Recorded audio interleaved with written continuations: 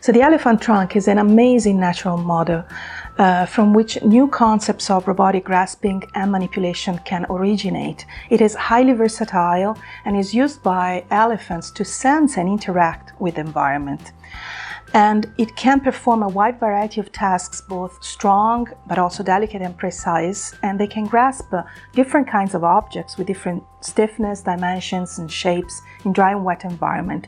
So inspired from this, in our project, Proboscis, we envision the creation of a new generation of universal robotic manipulators that do not have a distinction between the continuum arm and the gripper, that can perceive their movement and the environment, and that are highly versatile.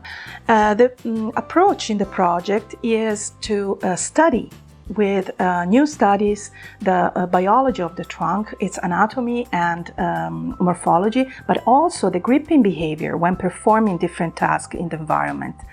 And to from bio-inspired design, create new soft robotic strategies and technologies like biomimetic artificial muscles with proprioception, bio-inspired skin with toughness but also sensitivity, and bio-inspired control of tactile-driven manipulation, all based on the development of new multifunctional materials that can be printed in 3D. I am the coordinator of the Proboscis Project, and top scientists are involved, coming from many different fields.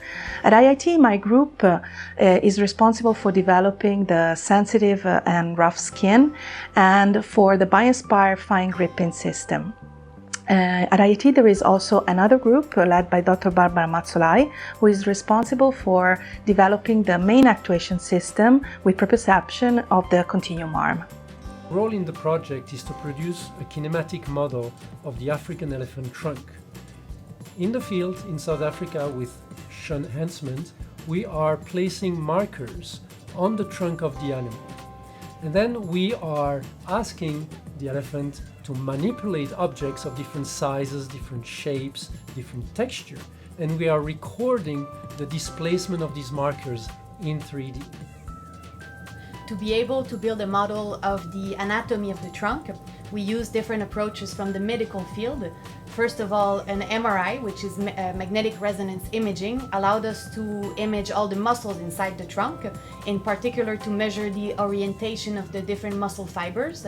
And we also used a CT scan to be able to measure the morphology of the skin.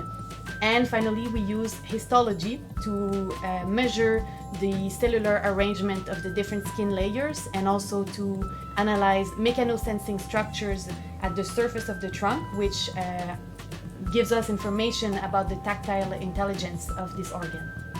Combining all this data allows us to model the grasping strategies of the animal. Our goal in the project is to study movement and function of the elephant trunk and transfer them in a robotic artifact. The elephant trunk is a wonderful organ which can perform a wide range of tasks like lifting a heavy tree trunk, but can also be very gentle in the interaction. What we will do is to study reaching and control strategies which we expect to be based on stereotyped movement and muscle synergies.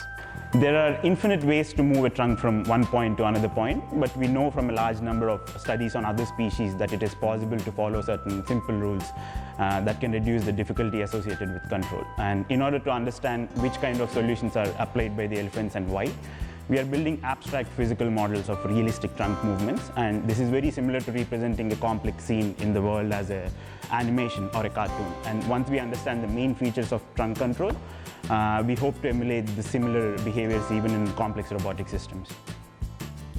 Our research group at Hebrew University is focused on developing materials, and in general material science, especially for printing.